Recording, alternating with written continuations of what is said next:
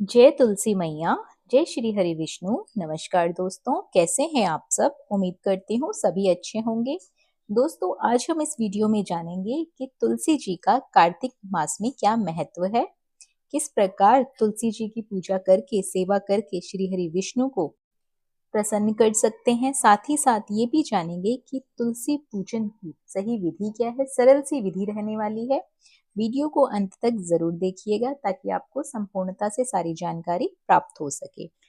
कार्तिक मास में तुलसी पूजन का खास महत्व है। तुलसी जी के सामने कार्तिक महीने में प्रतिदिन दीपक जलाने से मनुष्य अनंत पुण्य का भागी बनता है।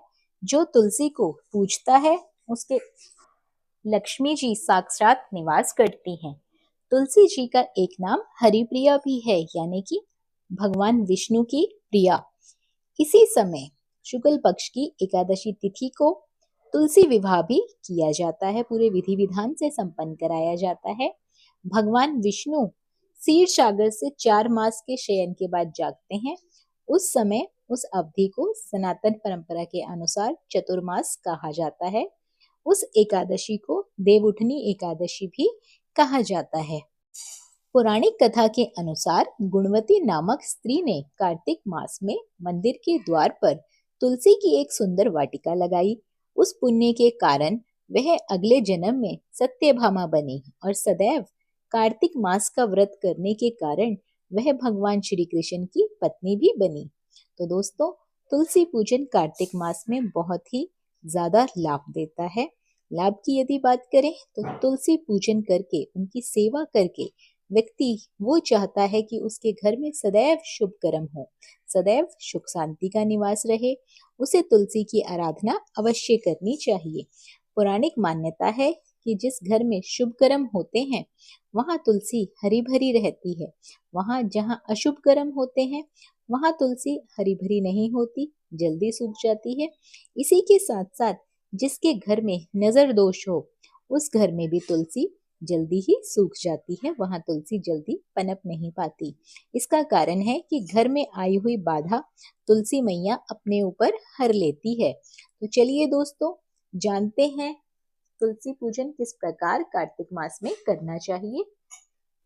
वैसे तो कार्तिक मास में तुलसी पूजन ब्रह्म मुहूर्त में करना चाहिए, पर आजकल बिजी शेड्यूल के कारण लोग सुबह जल्दी उठ नहीं पाते, तो वो लोग 6 बजे तक के तुलसी पूजन कर सकते हैं। पूजन विधि बहुत ही सरल रहने वाली है। जो आपने एक दिन पहले पुष्प अर्पित किए होंगे वो सूखे पुष्प और वस्त्र स्वरूप चढ़ाया हुआ कलावा आप पौधों से उतार लीजिए।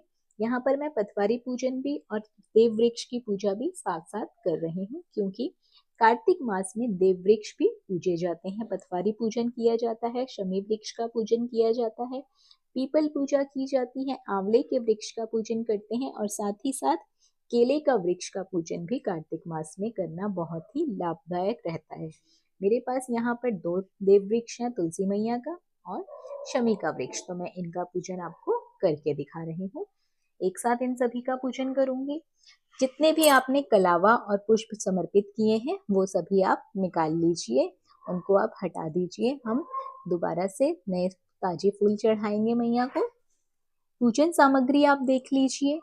एक पात्र में आपको जल लेना है। अगर आप दूध वाला जल चढ़ाना चाहते हैं तो पीतल का पात्र यूज करें, वरना आप तांबे का भी पात्र यूज कर सकते हैं।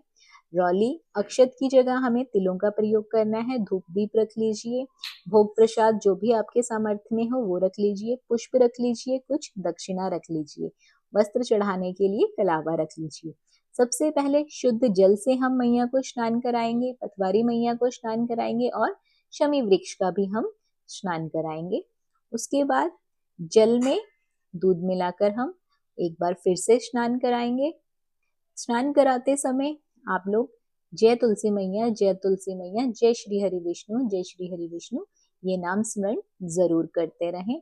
इन नामों के स्मरण करने से व्यक्ति को अंदरूनी शांति मिलती है, घर में सुख समृद्धि बनी रहती है। जितना हरि नाम का जप किया जाए उतना ही कम रहता है। मनुष्य का मन शांत रहता है, स्थिर रहता है। तो अगली बार हम तांबे के पात्र में नहीं, पीतल के पात्र में दूध अर्पित करेंगे। आप चाहें तो दूध भी चढ़ा सकते हैं या तो फिर दूध में मिला हुआ जल भी अर्पित कर सकते हैं। एक धार से आपको जल अर्पित करना है। धार को आपको तोड़ना नहीं है या तोड़ तोड़ के भी जल अर्पित नहीं करना है। एक बहती धारा से आपको पतली धारा रखें, बहती धारा रखें, उस प्रकार से आपको जल अर्पित करना है। दूध से स्नान हो जाने के बाद एक बार फिर हमें जल से स्नान करवाना है। शुद्ध जल से हम फिर से स्नान करवा रहे हैं। जय तुलसी मैया, जय तुलसी मैया, जय तुलसी मैया, जय पथवारी माता, जय पथवारी माता, जय पथवारी माता। ओम हरि, जय हरि, जय हरि, जय श्री हरि, जय श्री हरि, जय शमी वृक्ष, जय भोलेनाथ। शमी वृक्ष में भोलेनाथ का भी पूजन किया जाता है। शमी वृक्ष में शनि रूप भी है। इसी के साथ साथ शमी वृक्ष में माँ लक्ष्मी का भी निवास रहता है, इसलिए इसे देव वृक्ष कहा जाता है। अब हम धूप दीप प्रज्वलित कर लेंगे और साथ ही मैया को तिलक करेंगे। रौली से तिलक करना है, कुमकुम से तिलक नहीं करना है और ना ही सिंदूर से तिलक करना है। आप लोग रौली का प्रयोग करें, अक्षत की जगह तिलों का प्रयोग करें, क्योंकि कार्तिक मास में अक्षत का प्रयोग वर्जित माना जाता है। श्री हरि विष्णु को अक्षत नहीं चढ़ाए जाते, इसीलिए उनके प्रिय तिल हैं जो सभी जगह पूजा में काम आते हैं। वस्त्र स्वरूप कलावा समर्पित करेंगे। यदि किसी भक्तगण के पास कलावा ना हो तो आप तिल ही समर्पित कर सकते हैं भाव स्वरूप। मेरे पास जनेऊ है तो मैं शमी वृक्ष को जनेऊ समर्पित कर रही हूँ। धूप दीप दिखा देंगे। इस प्रकार से आपको धूप दिखा देनी है। उसके बाद हमें दीप दिखा देना है। आप चाहें तो तुलसी मैया की आरती भी गा सकते हैं। तुलसी महारानी नमो नमः, हरि की पटरानी नमो नमः। आरती हो जाने के बाद हमें पुष्प समर्पित करने हैं। तो दोस्तों, जो भी पुष्प आपके पास हैं वो पूजा में जरूर प्रयोग में लाएं। लाल रंग का पुष्प होगा तो अति उत्तम होगा। तुलसी मैया को या सभी देवियों को लाल रंग का पुष्प अति प्रिय है। श्री हरि विष्णु को पीले रंग का पुष्प प्रिय है, तो पीले रंग के पुष्पों का भी आप पूजा में प्रयोग जरूर करें। उसके बाद हमें भोग समर्पित करना है।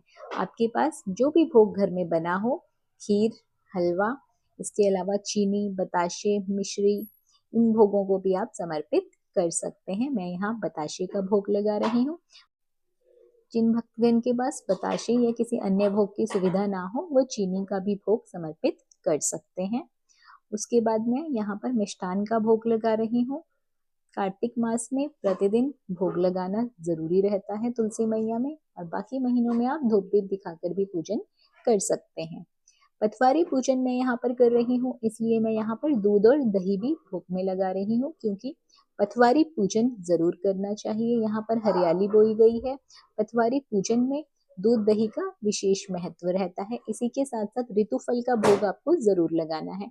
सिंघाड़ा इस सीजन का, इस ऋतु का फल है, तो हमें सिंघाड़ों का भोग लगाना है। आप चाहें तो शकरकंद का भोग लगा सकते हैं, ये भी इसी ऋतु के फल हैं। इसके अलावा आपके पास जो भी फल की सुविधा हो वो फल आप भोग रूप में लगा सकते हैं। कार्तिक मास में तुलसी पूजन करते समय हमें 3, 5, 7, 11 या 108 की संख्या में परिक्रमा जरूर करनी चाहिए। परिक्रमा करने से मनोकामनाओं की शीघ्र ही पूर्ति होती है। तुलसी मैया की पूजा संपूर्ण मानी जाती है।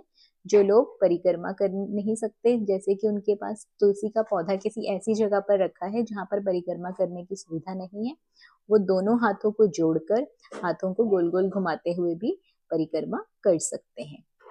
परिक्रमा हो जाने के बाद अंत में दोनों हाथों को जोड़कर माँ से पूजा में हुई त्रुटियों के लिए क्षमा याचना अवश्य रूप से कर लें। तो इस प्रकार सरल सी विधि से पूजन करके आप लोग तुलसी मैया की सेवा कार्तिक मास में कर सकते हैं। श्री हरि विष्णु का आशीर्वाद पा सकते हैं। माँ लक्ष्मी का आशीर्वाद आपके घर में बना रहेगा। सुख समृद्धि बनी रहेगी। सदैव शांति खुशहाली बनी रहेगी।